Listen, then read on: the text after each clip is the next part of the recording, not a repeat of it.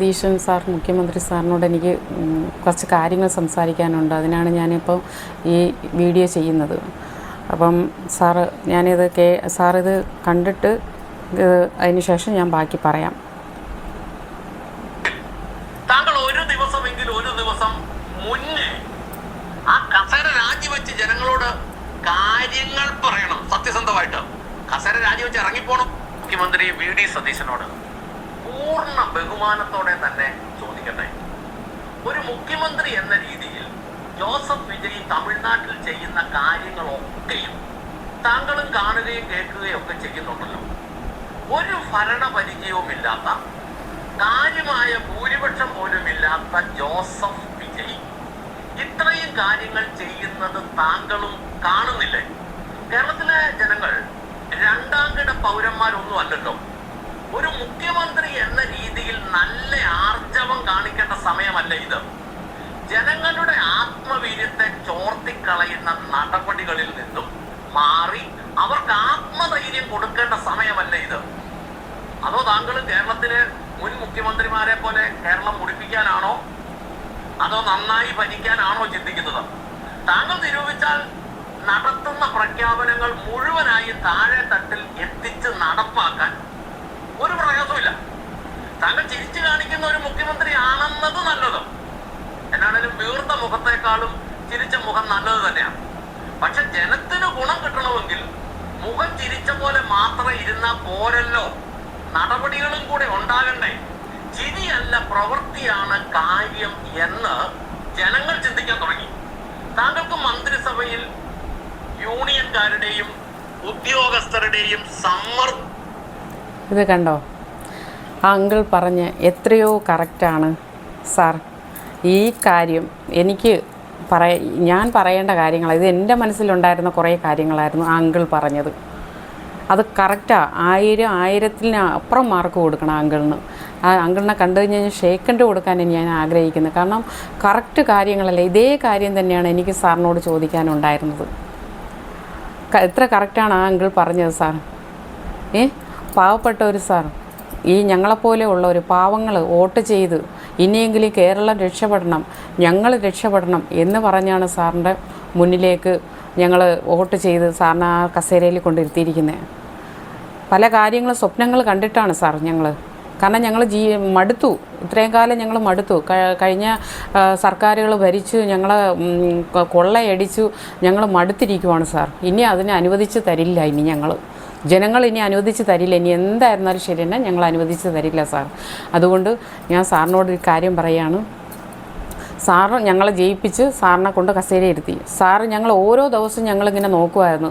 Sir എന്താണ് കൊണ്ടുവരുന്ന നടപടി, എന്താണ് കേരളത്തിൽ മാറ്റം കൊണ്ടുവരുന്നത്, എന്താണ് ജനങ്ങൾക്ക് പ്രയോജനം കൊണ്ടുവരുന്നത്, ഓരോ ദിവസവും ഞങ്ങൾ നോക്കിക്കൊണ്ടിരിക്കുകയായിരുന്നു. പക്ഷേ ഒരു ദിവസവും ഒരു പ്രയോജനം, ഇവിടെ ഒരു മാറ്റവും ഞങ്ങൾ കാണുന്നില്ല.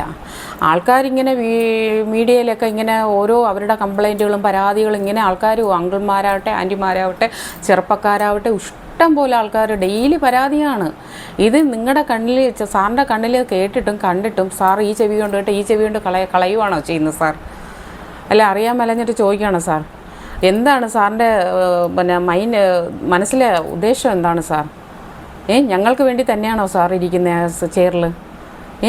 അപ്പം സാർ രാവിലെ വീട്ടിൽ നിന്ന് ഇറങ്ങി വെള്ള ഷർട്ടും വെള്ള മുണ്ടും കൊടുത്ത് കാറിൽ ചെന്ന് ഓഫീസിൽ ചെന്ന് ഇങ്ങനെ കുശലവും പറഞ്ഞ് ഇരിക്കുകയല്ല സാർ വേണ്ടത്. ജനങ്ങളുടെ ഇടയിലോട്ട് ഇറങ്ങി ചെല്ലണം. അതാണ് സാറിൻ്റെ ഡ്യൂട്ടി. ജനങ്ങളുടെ ഇടയിലോട്ട് ഡെയിലി ഇറങ്ങി ചെല്ലണം. അതായത് ഗവൺമെൻറ് ഓഫീസുകളിൽ, ഗവൺമെൻറ് സ്ഥാപനങ്ങളിൽ, ഗവൺമെൻറ് ഹോസ്പിറ്റലുകളിൽ അവിടെയൊക്കെ പോയിട്ട് ജനങ്ങളോട് ചോദിക്കണം ഇവിടെ എന്തൊക്കെയാണ് കുറവ്. അവിടെയൊക്കെ പോയി നോക്കണം. ഹോസ്പിറ്റലിൽ എങ്ങനെ, ഓഫീസുകളിൽ വർക്ക് നടക്കുന്നുണ്ടോ, അവരെന്താ ചെയ്യുന്നത്, വരുന്ന ആൾക്കാർ അവിടെ ഇന്നും അത് തന്നെ ക്യൂട്ട് തന്നെയാണ് അവിടെ ഡെയിലി ആൾക്കാർ നിൽക്കുന്നത്. പ്രായം ചെന്നവരും വയസ്സായവരും പല അപേക്ഷകളും കൊണ്ട് പെൻഷന് വേണ്ടിയിട്ടും മറ്റുള്ളതിനും കരമടയ്ക്കാനോ അതിനും ഇതിനും ഒക്കെ ആൾക്കാർ നിൽക്കുന്നുണ്ട്. ഇന്ന് അതിനൊരു മാറ്റവും വന്നിട്ടില്ല. ഇനി അതൊന്നും നടപടിയുള്ള കേസല്ല സാർ. ഇനി ആൾക്കാരെ ബുദ്ധിമുട്ടിക്കാൻ ഇനി പറ്റില്ല. ഞങ്ങൾ അനുവദിച്ച് തരില്ല. സാറ് എത്രയും പെട്ടെന്ന് വേണ്ട കാര്യങ്ങൾ നടപടികൾ പെട്ടെന്ന് ചെയ്തേ പറ്റത്തുള്ളൂ, എത്രയും പെട്ടെന്ന്.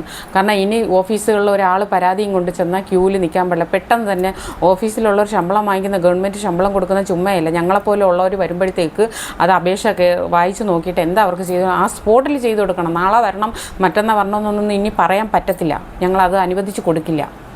ഞാനും കുറേ കഷ്ടപ്പെട്ടതാണ്. 3-4 വർഷത്തിന് മുമ്പേ എൻ്റെ ആവശ്യങ്ങൾക്ക് വേണ്ടിയിട്ട് എൻ്റെ കുഞ്ഞുങ്ങളെയും കൊണ്ട് ഓട്ടോ പിടിച്ച് നടക്കാൻ വയ്യാത്ത ഞാനാണ്. ഓട്ടോ പിടിച്ച് പല സ്ഥാപനങ്ങളിലും പോയി ഞാൻ കാത്തിരുന്നിട്ടുണ്ട്. ഓഫീസർമാർ ചോദിക്കും, പറയും പുറത്ത് പോയിരിക്കുക, അങ്ങനെ പോയിരിക്കുക, മണിക്കൂറോളം ഇരുന്നിട്ടുണ്ട്. എന്നിട്ട് പറയും പിറ്റേന്ന് വരാൻ പറയും, വീണ്ടും ഓട്ടോ പിടിച്ചു പോകും. ഇപ്പം ഞങ്ങളെപ്പോലെ ഉള്ളവരൊക്കെ എന്തിനാണ് ഈ ബുദ്ധിമുട്ടിക്കുന്നത്? ഇവർക്ക് എന്തിനാണ് ഈ ശമ്പളം കൊടുത്ത് ഓഫീസുകളിൽ ഇരുത്തിയിരിക്കുന്നത്? ഞങ്ങളുടെ കാര്യങ്ങൾ ചെയ്തു തരാനാണ്, ആ സ്പോട്ടിൽ തന്നെ ചെയ്തു തരണം. ഇനി നാളത്തേക്കെന്ന് പറഞ്ഞ് ഞങ്ങൾ അനുവദിക്കില്ല. അവരവിടെ ഓഫീസിൽ ഇരുന്ന് കുശലവും പറഞ്ഞ് കളിതമാശയും പറഞ്ഞ് അവരുടെ വീട്ടുകാര്യങ്ങളും പറഞ്ഞൊക്കെയാണ് അവർ സമയം സ്പെൻഡ് ചെയ്ത് കളഞ്ഞിട്ട് അവർ 5 മണിയാകുമ്പോൾ ബാഗും തൂക്കി അങ്ങ് ഇറങ്ങും. മാസ ശമ്പളവും വാങ്ങിക്കുന്നുണ്ട് ലക്ഷക്കണക്കിന്. ഈ പാവപ്പെട്ട ജനങ്ങളെല്ലാം ഗവൺമെൻറ്റിൽ കയറി ഇറങ്ങുവാണ് ഓഫീസുകളിൽ അവരുടെ ആവശ്യങ്ങൾക്ക് വേണ്ടിയിട്ട്. അവരിങ്ങനെ കയറി ഇറങ്ങണം. ഞങ്ങളുടെ ഓട്ടം വാങ്ങിച്ചിട്ട് നിങ്ങളെപ്പോലെ ഉള്ളവർ ശമ്പളവും വാങ്ങിച്ച് നിങ്ങൾ സുഖമായിട്ട് ജീവിക്കുക. ഞങ്ങൾ ഇന്ന് കഷ്ടപ്പെടുവാണ്. ഞങ്ങൾക്ക് ഇന്നിവിടെ ഒരു ഉയർച്ച വന്നിട്ടില്ല. ഞങ്ങൾക്ക് തമിഴ്നാട് പോലെ ഞങ്ങളുടെ കേരളവും മാറണം. ഇത് ഞങ്ങളുടെ ഭൂരിപക്ഷം ജനങ്ങൾ 100% ആൾക്കാർ ആഗ്രഹിക്കുന്നതാണ്. ജനങ്ങൾ 4 ദിക്കിലും അത് ഇറങ്ങി ചെല്ലുമ്പോഴേ അവരും പറയത്തുള്ളൂ. തമിഴ്നാട് പോലെ വിജയ് ഭരിക്കുന്നത് പോലെ ഇവിടെ കൊണ്ടുവരണമെന്ന് അവരും ആഗ്രഹിക്കുന്നുണ്ട് സാർ. അതുകൊണ്ട് എത്രയും പെട്ടെന്ന് സാർ ഇതിന് ഞങ്ങൾക്ക് നല്ലൊരു നടപടി ഞങ്ങൾക്ക് ചെയ്തു തന്നേ പറ്റത്തുള്ളൂ. അല്ലാതെ സാറ് വന്ന് ഇങ്ങനെ ചെയറിലിരുന്നിട്ട് കുറേ ഉദ്ഘാടനവും കുറേ കല്യാണ ഫംഗ്ഷനും കുറേ ബർത്ത്ഡേ ഇതിനൊക്കെ പോകുകയല്ല ചെയ്യേണ്ട സാർ. അതൊക്കെ ഒരു സൈഡ് വേണം, അങ്ങനെയൊക്കെ ഫംഗ്ഷനൊക്കെ നിങ്ങൾ പോകണം.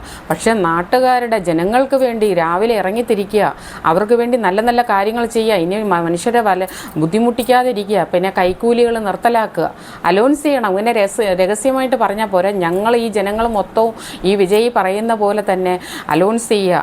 ജനങ്ങൾ നിങ്ങളുടെ ഇനി ആരെങ്കിലും കൈക്കൂലി ഗവൺമെൻറ് ഹോസ്പിറ്റലിലോ ഗവൺമെൻറ് സ്ഥാപനങ്ങളിലോ അല്ലാത്തടത്തൊക്കെ ഇനി കൈക്കൂലി ആര് ചോദിച്ചാലും വന്ന് കംപ്ലയിൻറ്റ് ചെയ്യുക, അപ്പോൾ തന്നെ ആക്ഷൻ എടുത്ത് അവരെ ജോലിയിൽ നിന്ന് പിരിച്ചുവിടും എന്ന് പറഞ്ഞ് സാർ പറയണം.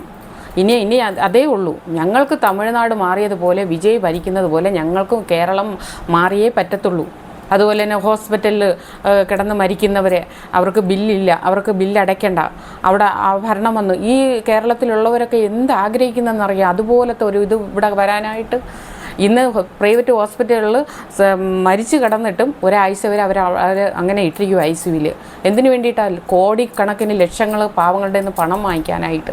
ചത്ത മനുഷ്യനാണ് ഒരാഴ്ച വരെ ഇട്ടിരിക്കുന്നത് ICUക്കകത്ത്. അപ്പോൾ ഇതൊക്കെ നിർത്തലാക്കണം, ഈ അഴിമതിയെല്ലാം നിർത്തലാക്കണം സാർ. സാർ തന്നെ ഇതിന് മുൻകൈ എടുക്കണം സാർ, അല്ലാതെ പറ്റില്ല സാർ. അതുകൊണ്ട് എത്രയും പെട്ടെന്ന് ഗവൺമെൻറ് സ്ഥാപനങ്ങളിലും ഹോസ്പിറ്റലുകളിലും എത്രയോ രോഗികൾ സാർ ഇന്ന് കട്ടിലില്ലാതെ താഴെ കിടക്കുന്ന രോഗികൾ, എത്രയോ രോഗികൾ കയറി ഇറങ്ങി നടന്ന് നോക്കണം. ആ ഹോസ്പിറ്റലിൻ്റെ വൃത്തി നോക്കണം. ഇനി പ്രൈവറ്റ് ഹോസ്പിറ്റൽ പോലെ ആകണം. ഇനി ഓരോ ഹോസ്പിറ്റലും പ്രൈവറ്റ് ഹോസ്പിറ്റലിൽ തോറ്റു പോകണം, ഡെയിലി ക്ലീൻ ആയിരിക്കണം. അതുപോലെ തന്നെ എല്ലാ രോഗികൾക്കും കട്ടിൽ വേണം, അവിടുത്തെ യന്ത്രങ്ങളെല്ലാം പ്രവർത്തിക്കണം.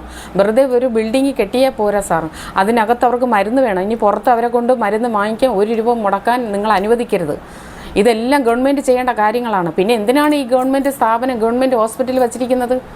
ജനങ്ങൾക്ക് വേണ്ടിയിട്ട്. മൊത്തത്തിൽ ഇതിന് മുന്നേ ഞാനൊരു വീഡിയോയിൽ പറഞ്ഞു, മൊത്തത്തിൽ പുറത്തെഴുതി കൊടുക്കുവാണ്. ഈ പാവപ്പെട്ട ജനങ്ങൾ എന്ത് ചെയ്യും? അതിനല്ലേ ഗവൺമെൻറ് ഹോസ്പിറ്റലിൽ വരുന്നത്. അപ്പോൾ അവർക്ക് വേണ്ട സൗകര്യങ്ങൾ ഒരുക്കി കൊടുക്കണം. ഇത് ജനങ്ങൾ സാർ പറഞ്ഞ് ചെയ്താലും ഞങ്ങൾ ഇതൊക്കെ ഡെയിലി ഞങ്ങൾക്ക് ഇതൊക്കെ പരിശോധിക്കും. എന്തെങ്കിലും കുറവുകളുണ്ട് കഴിഞ്ഞാൽ ഞാൻ അപ്പോഴും ഞങ്ങൾ ചൂണ്ടിക്കാണിക്കും സാർ. അത് ഇനി പണ്ടത്തെ ആൾക്കാരല്ല, ഇപ്പം ന്യൂ ജനറേഷനാണ് പിള്ളേർ. കാലം മാറി സാർ, ഞങ്ങൾ മാറി. ഇനി ഞങ്ങൾ അനുഭവിക്കാൻ ഞങ്ങൾക്കിനി ഒരുക്കമല്ല. ഞങ്ങൾക്ക് ഇനി നല്ലൊരു ജീവിതം ഇവിടെ വേണം ഈ കേരളത്തിൽ. അപ്പം സാറിനൊരു നല്ലൊരു ചാൻസാണ് ദൈവം തന്നിരിക്കുന്നത്. നല്ലൊരു ചെയർ സാറിന് തന്നിട്ടുണ്ട്. അത് ഉപയോഗിക്കാൻ പറ്റുന്ന രീതിയിൽ ജനങ്ങൾക്ക് വേണ്ടി ഉപയോഗിക്കുക. അതല്ലാന്നുണ്ടെങ്കിൽ സാറിന് പറ്റുന്നില്ല എന്നുണ്ടെങ്കിൽ സാറ് മാറിയേക്ക് ചേർന്ന്. നല്ല ചെറുപ്പക്കാരുണ്ട്, ചുറുചുറുക്കുള്ള ചെറുപ്പക്കാരുണ്ട്, അവർ ഭരിക്കാനായിട്ട് വിജയനെ പോലെ ആക്റ്റീവായിട്ട് നിൽക്കുന്ന ചെറുപ്പക്കാരുണ്ട്. ഇന്ന് കേരളം തമിഴ്നാട് പോലെ അവരാക്കി തീർക്കും. സാറിനെ കൊണ്ട് പറ്റിയില്ലെങ്കിൽ അത് ചെയ്യ്, തുറന്നു പറയേ ഞങ്ങളെ കൊണ്ട് ഇത് പറ്റില്ല, നിങ്ങൾ ആരെങ്കിലും ഏറ്റെടുത്ത് നടത്തുമെന്ന് പറഞ്ഞു കഴിഞ്ഞാൽ ചെയ്യും. അതും അല്ലെങ്കിൽ ഞങ്ങളിപ്പോൾ എല്ലാ ജനങ്ങളും ആഗ്രഹിക്കുന്നത് വിജയിനെ തന്നെ, ആരെക്കൊണ്ടും പറ്റിയില്ലെങ്കിൽ വിജയ് തന്നെ കേരളം ഏറ്റെടുത്ത് തമിഴ്നാട് പോലെ ഭരിക്കട്ടെ. എങ്കിൽ ഞങ്ങൾക്ക് സ്വർഗമായിരിക്കും സാർ, സത്യമാണ്, സ്വർഗമായിരിക്കും. കാരണം ബൈബിളിൽ വെളിപാട് പുസ്തകത്തിൽ ഒരു ഇതുണ്ട്, കാരണം ദൈവത്തിൻ്റെ ഭരണം ഭൂമിയിൽ വരുമെന്നാണ് പറയുന്നത്. ഇപ്പോൾ ആ ഭരണം ഞാൻ കണ്ണുകൊണ്ട് തമിഴ്നാട്ടിൽ കാണുവാണ്. കാരണം ദൈവം വിജയുടെ രൂപത്തിലാണ് അവിടെ ഭരിക്കുന്നത്, ദൈവമാണ് അവിടെ ഭരിക്കുന്നത്. കാരണം ബൈബിളിലുണ്ട്, ദൈവം ഭരിക്കുന്ന നാട്ടിൽ കൊലപാതകമില്ല, പിടിച്ചുപറിയില്ല, പീഡനമില്ല, ഒന്നുമില്ല, അസുഖമില്ല, ജനങ്ങളെ ഒന്നും കൊണ്ട് ബുദ്ധിമുട്ടിക്കില്ല. സ്വർഗമായിരിക്കും അവരുടെ ജീവിതം ദൈവത്തിൻ്റെ ഭരണം ഭരിക്കുമ്പോൾ. ഇപ്പം യഥാർത്ഥത്തിൽ അവിടെ ദൈവമാണ് അവിടെ വിജയുടെ രൂപത്തിൽ ഭരിച്ചുകൊണ്ടിരിക്കുന്നത്. അറിയോ തമിഴ്നാട്ടിൽ അവിടെ ഉള്ളവർക്ക് ഇപ്പോൾ പരാതിയില്ല. അവർ ആഗ്രഹിക്കുന്നതിൽ നിന്ന് അവർക്ക് നാവ് കൊണ്ട് പറയാൻ പറ്റുന്നില്ല, വാക്കുകളില്ല വിജയിക്ക് ചെയ്യുന്ന കാര്യങ്ങൾ അവർക്ക് പറയാനായിട്ട്. അവർ സ്വപ്നം കണ്ടതിൽ അപ്പുറമാണ് വിജയ് അവർക്ക് കൊടുത്തുകൊണ്ടിരിക്കുന്ന ഓരോ മാറ്റങ്ങൾ സാറ്. അതുപോലെ ഞങ്ങൾക്കും വരണം ഇവിടെ മാറ്റം. അതിന് വേണ്ടിയിട്ടാണ് സാറിന് അവിടെ കൊണ്ട് കസേരയിൽ ഇരുത്തിയിരിക്കുന്നത്. കഴിഞ്ഞ പിണറായി സർക്കാർ കഴിഞ്ഞ ഒരു വീഡിയോയിൽ ഞാൻ വേസ്റ്റിൻ്റെ കാര്യത്തിനെക്കുറിച്ച് സംസാരിച്ചപ്പോൾ അതിൻ്റെ കമൻറ്റിൽ എനിക്ക് താഴെ വന്ന് കിടക്കുകയാണ്. ആരാണെന്ന് അറിഞ്ഞിട്ടായി പാർട്ടിയിൽ പ്രവർത്തിക്കുന്നവരായിരിക്കും മിക്കവാറും അത് ഇട്ടിരിക്കുന്നത്, അങ്ങനെ ഉള്ളവരെ അത് ചെയ്യുള്ളൂ. പറയാണ് അത് തമിഴ്നാടല്ല കേരളമൊന്ന്. അതായത് കേരളത്തിൽ കഴിഞ്ഞ സർക്കാർ മൊത്തത്തിൽ ഖജനാവ് കാലിയാക്കിയിട്ടാണ് പോയെന്ന്. അത് നിങ്ങളൊരു കാരണമാക്കി എടുത്തിരിക്കുന്നതെന്ന് നമുക്കറിയാം. ഇതുപോലെ തന്നെയാണ് തമിഴ്നാട്ടിലും കഴിഞ്ഞ വർഷം ഭരിച്ച സ്റ്റാലിൻ എന്ന് പറയുന്ന പുള്ളിക്കാരൻ മുഖ്യമന്ത്രി, ആ പുള്ളിക്കാരൻ മൊത്തം ഖജനാവ് വിജയ് കയറുന്ന സമയത്ത് മൊത്തം ഖജനാവ് കാലിയാക്കിയിട്ടാണ് പോയത്. മൊത്തം ഇതുപോലെ ഖജനാവ് കാലിയാക്കിയിട്ടാണ് പോയത്. പക്ഷെ വിജയ് എന്ത് ചെയ്തെന്നറിയാമോ? വിജയ് ഇപ്പോൾ പറഞ്ഞെന്താന്ന്, ഈ ജനങ്ങളുടെ പണം ആര് കൊള്ളയടിച്ച് ഖജനാവെന്ന് കൈയിട്ട് വാരി കൊണ്ടുപോയി ആ പണം മൊത്തം കൊണ്ടുവന്ന് ഖജനാവിലിടണമെന്നാണ് പറയുന്നത്, അല്ലെങ്കിൽ വേണ്ട നടപടിയെടുക്കുമെന്നാണ് പറയുന്നത്. ഇപ്പം വേണ്ടേ കൊണ്ടുവന്ന് ഇട്ടുകൊണ്ടിരിക്കുകയോ ഖജനാവിൽ. അതുപോലെ സാറും പറയും സാർ, ഖജനാവ് കഴിഞ്ഞ സർക്കാർ അതിന് മുമ്പേ ഇരുന്നവരൊക്കെ എടുത്തുകൊണ്ട് ജനങ്ങളുടെ പണം കൊണ്ടുപോയ പണങ്ങളെല്ലാം കൊണ്ടിടാൻ പറ, അലൗൺസ് ചെയ്യ്, ജനങ്ങൾ കേൾക്കുക, എല്ലാവരും കേൾക്കുക, അലൗൺസ് ചെയ്യ്, പബ്ലിസിറ്റി ചെയ്യ്. ഈ പൈസ, ജനങ്ങളുടെ പൈസ, നിങ്ങൾ കൊണ്ടുപോയ പൈസകളെല്ലാം കോടിക്കണക്കിനുള്ള പൈസ ഖജനാവിൽ കൊണ്ടിടാൻ പറ. അല്ലെങ്കിൽ വേണ്ട നടപടി മുഖവിര നോക്കാതെ ആരെന്ന് നോക്കാതെ നടപടി എടുക്കുമെന്ന് പറയണം സാറ്. അതുപോലെ പറയും സാറ്. അപ്പോഴേ അവർക്ക് പേടി ഉണ്ടാവുള്ളൂ, അവർ കൊണ്ടിടും. ഇല്ലാന്നുണ്ടെങ്കിൽ വേണ്ട നടപടി എടുക്കണം, അവരെ ജയിലിലടയ്ക്കണം, അവർക്ക് വേണ്ട ശിക്ഷ കൊടുക്കണം സാർ. ജനങ്ങളുടെ പണം വെച്ച് ഇനി ആരെയും തിന്നാൻ അനുവദിക്കില്ല ഞങ്ങൾ. ഇനിയിപ്പം നിങ്ങളെപ്പോലെയുള്ള അതുപോലെ തന്നെ സാറിൻ്റെ കൂടെ നിൽക്കുന്ന പാർട്ടിക്കാരെ സൂക്ഷിക്കണം. കാരണം എന്നാന്ന് വെച്ചാൽ ഇതിനു മുമ്പേ ഭരിച്ച കുറേ പാർട്ടിക്കാർ MLA കൂടെ ഉണ്ടല്ലോ, അവരെയൊക്കെ സൂക്ഷിക്കണം സാർ. കാരണം അവരോടും പറയണം, ജനങ്ങൾ കേൾക്കാൻ വേണം ഇതൊക്കെ അലൗൺസ് ചെയ്യേണ്ടത്, പറയണം. ചില ആൾക്കാർ ഇതിന് മുമ്പേയൊക്കെ ഉള്ള ആൾക്കാർ പറയുന്നുണ്ട്, അത് മന്ത്രി എൻ്റെ കയ്യിലാണ് ഇരിക്കുന്നത്, മന്ത്രി ഞങ്ങളെന്ത് പറഞ്ഞാലും കേൾക്കും. അപ്പോൾ അതുകൊണ്ട് ഇപ്പോൾ പുറത്തുള്ളൊരു വ്യക്തി പറയാണ്, സാറ് MLA അടുത്തോ കൗൺസിലറിൻ്റെ അടുത്തോ ഒക്കെ പറയാണ്, സാറ് ഞങ്ങൾക്കൊരു കാര്യം ചെയ്തു തരണം, ഞങ്ങൾക്കൊരു ജോലി എന്തെങ്കിലും. അപ്പോൾ പറയുന്നത്, എനിക്ക് ഇത്ര ലക്ഷം രൂപ വേണം, തന്നു കഴിഞ്ഞാൽ മന്ത്രിനെ കൊണ്ട് ഞങ്ങൾ പറഞ്ഞ് ചെയ്യിക്കാം എന്നൊക്കെ പറഞ്ഞ് കൈക്കൂലി വാങ്ങിക്കില്ല. അതൊക്കെ ഇനി നിർത്തലാക്കണം സാർ. ഇനി ആരെ കൊണ്ട് കൈക്കൂലി വാങ്ങിക്കാൻ അനുവദിക്കരുത്, കൂടെ നിൽക്കുന്നവരെ കൊണ്ട് കൈക്കൂലി വാങ്ങിക്കാൻ അനുവദിക്കരുത്. അങ്ങനെ വാങ്ങിച്ചു കഴിഞ്ഞാൽ അവരെ അതിന്ന് പുറത്താക്കുക, ജീവിതകാലം മുഴുവനും പുറത്താക്കുക ചെയ്യേണ്ടത്. ഞങ്ങൾക്ക് ഇങ്ങനെയുള്ള ഭരണമാണ് ഞങ്ങൾക്ക് വേണ്ടത്. അല്ലെങ്കിൽ നിങ്ങൾ വേറെ എന്തെങ്കിലുമാണ് ഉദ്ദേശിച്ചിരിക്കുന്നതെങ്കിൽ അതൊന്നും ഇനി ഇവിടെ നടക്കില്ല സാർ, ഇനി നടക്കില്ല. കഴിഞ്ഞ സർക്കാരോട് കൂടി അവസാനിപ്പിച്ചു. ഇനി ആരെയും ഇവിടെ നിന്ന് ഖജനാവെന്ന് 1 രൂപ പോലും കൊണ്ടുപോകാൻ ഇവിടുത്തെ ജനങ്ങൾ സമ്മതിക്കില്ല. ഇനി വിലക്കയറ്റങ്ങൾ കുറയ്ക്കണം. ഇനി ഞങ്ങളെ ഇനി ബുദ്ധിമുട്ടിക്കാൻ പാടില്ല. ഇപ്പം തന്നെ ഞാൻ ഈ വീഡിയോ ചെയ്യുന്നതിന് തൊട്ട് മുമ്പേ ഒരു ആൻറ്റി, ഞാൻ ഫേസ്ബുക്കിൽ നോക്കിയപ്പോൾ ഒരു ആൻറ്റി, ഞാൻ ആൻറ്റീൻ്റെ ഫോട്ടോ, ആൻറ്റി ഇതുപോലെ എത്ര ജനങ്ങളാണെന്നറിയോ പരാതിയും കൊണ്ടുവരുന്നതോ? നോക്കിയേ, എത്ര ജനങ്ങളാണെന്നറിയോ പരാതിയും കൊണ്ടുവരുന്നത്? പാവപ്പെട്ടവരാണ് ഇവരൊക്കെ പാവങ്ങളാണ് സാർ. അപ്പോൾ ഒന്ന് ആലോചിച്ച് നോക്കണം. ഇതണ്ടേ സാറിന് വന്ന പരാതിയാണ്. ഞാൻ ഈ വീഡിയോ ഉള്ളത് സതീഷ സാറിന് കേൾക്കാൻ വേണ്ടിയാണ്. മുഖ്യമന്ത്രി സതീഷ സാറിന് വേണ്ടി കേൾക്കാനാണ് ഈ വീഡിയോ ഞാനുള്ളത്. സാറിൻ്റെ കയ്യിലെത്തുമെന്ന് എനിക്കറിയില്ല, എങ്കിലും ഞാൻ പറയുകയാണ്. സാറേ, ഈ സാർ ഇന്ന് ഇരിക്കുന്ന കസേര ഇതുപോലെ എത്ര പേരെന്നറിയോ സാർ, എത്ര പേരെന്നറിയാം പരാതിയും കൊണ്ട് വരുന്നത്? എത്ര ഡെയിലി കയ്യും കണക്കുമില്ല സാർ പരാതി തരുന്നത്. എന്തുകൊണ്ടാണ് സാറ് ഒന്നും ആക്റ്റീവ് ആയിട്ടില്ല ഇതുവരെയ്ക്കും. മാസം 3 കണ്ടായില്ലേ ഇലക്ഷൻ കഴിഞ്ഞ് ചെയറിൽ കയറിയിട്ട്. അതിന് ഇതേ അവസ്ഥയിൽ തന്നെയല്ലേ വിജയം കയറിയത്. അവിടെ എന്തൊക്കെയാണ് ഭരണം കാഴ്ചവെക്കുന്നത്? ഓരോ കോളേജുകളിൽ, ഓരോ സ്കൂളുകളിൽ ഇനി ഡൊണേഷനൊക്കെ കുറയ്ക്കുക. ലക്ഷക്കണക്കിന് ഡൊണേഷനാണ് വാങ്ങിക്കുന്നത്. പാവങ്ങൾ എന്ത് ചെയ്യും? ഇനി തുച്ഛമായ പൈസ വാങ്ങിച്ച് കോളേജിലുള്ള സ്കൂളിലാവട്ടെ എന്താവട്ടെ, ഇതെല്ലാം സാറിൻ്റെ കയ്യിലാണ് ഇരിക്കുന്നത്. ഇതെല്ലാം ഞങ്ങൾക്ക് ഒരുപാട് കാര്യങ്ങളുണ്ട് സാർ പറയാനായിട്ട്. കേരളം ഞങ്ങൾക്ക് മാറ്റിമറിച്ചേ പറ്റത്തുള്ളൂ. ഞങ്ങൾക്ക് ഇനി നല്ലൊരു കേരളമായി കിട്ടണം.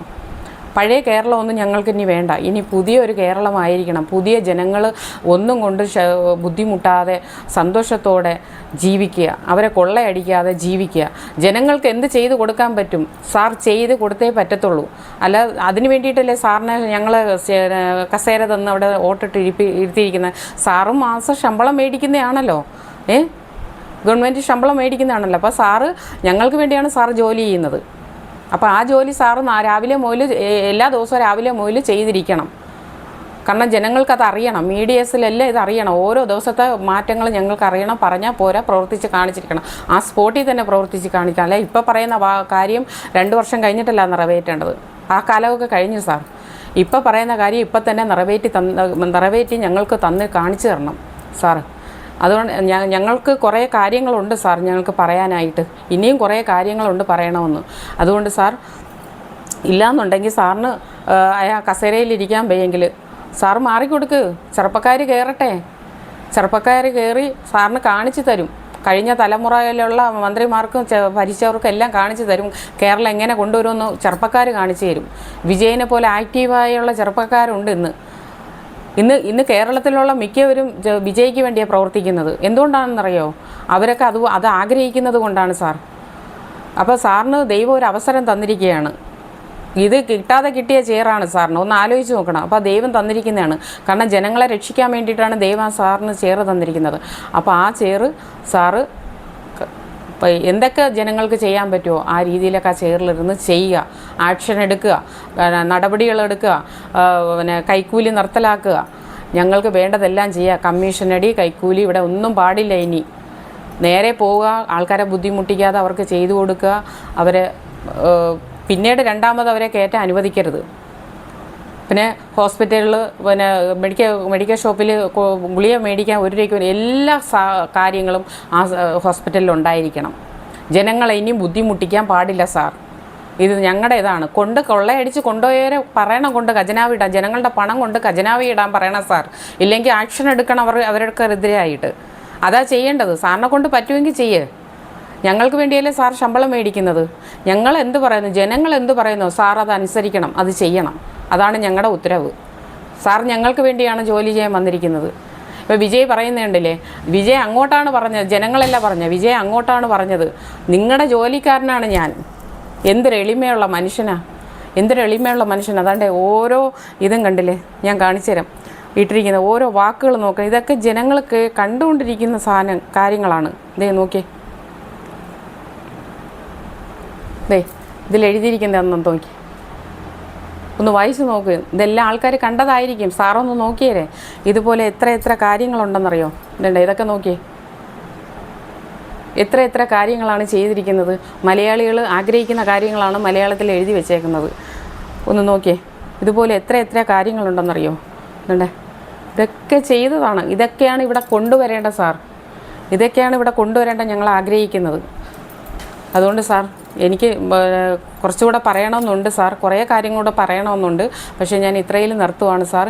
ഇതിൽ പിന്നെ ഞാൻ ഈ പറഞ്ഞ കാര്യങ്ങളൊക്കെ സാർ കേൾക്കാതെ പോകരുത്. ഇത് കേൾക്കണം. പ്രേക്ഷകരുടെ അടുത്ത് ഞാൻ പറയണേ, കാണുന്ന ആൾക്കാരുടെ അടുത്ത് പറയുകയാണ്, ഇത് എത്രയും പെട്ടെന്ന് സാറിൻ്റെ മുന്നിലേക്ക് ഇത് എത്തിക്കാൻ നോക്കുക ഈ വീഡിയോ.